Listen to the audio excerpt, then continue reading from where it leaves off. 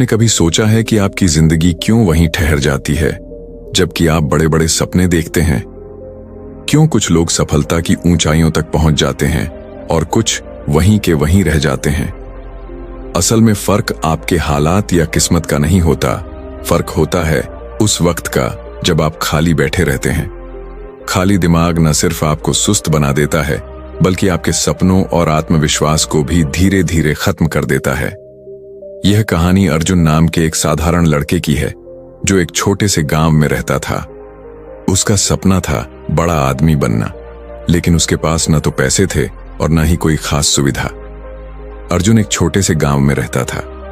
उसके माता पिता किसान थे जो दिन रात मेहनत करके अपने परिवार का पालन पोषण करते थे, लेकिन अर्जुन को मेहनत से परहेज था। उसे सपने देखना पसंद था, अमीर बनने के, बड़ा आदमी बनने के, मगर वो कभी कोई प्रयास नहीं करता था।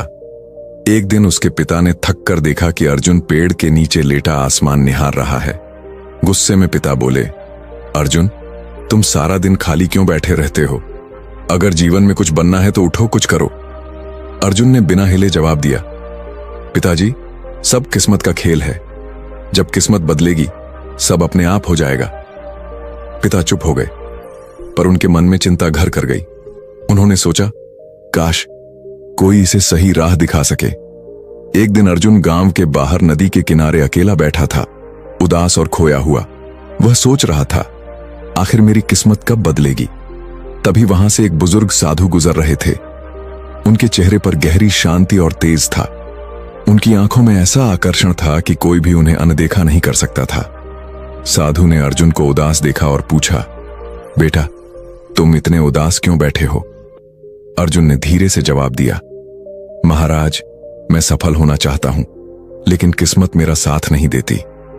साधु मुस्कुराए और बोले, सफलता किस्मत से नहीं, कर्म से मिलती है। क्या तुम सीखने के लिए तैयार हो?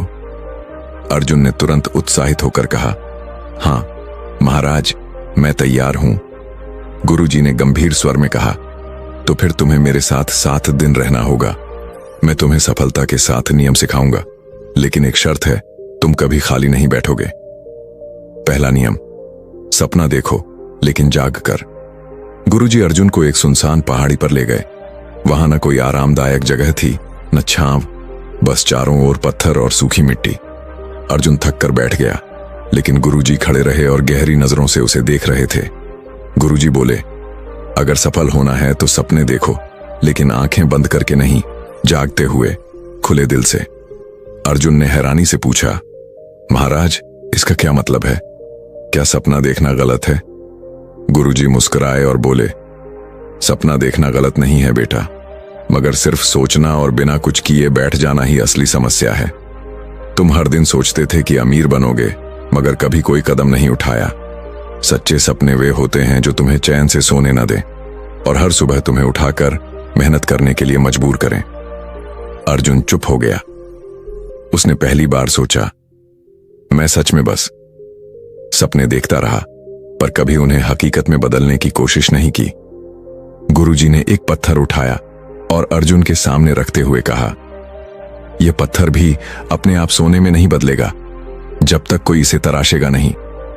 ठीक वैसे ही तुम्हारे सपने भी तब तक अधूरे रहेंगे जब तक तुम उन्हें आकार देने के लिए मेहनत नहीं करोगे। अर्जुन ने सिर झुकाकर पहली बार अपने भीतर झांकने की कोशिश की।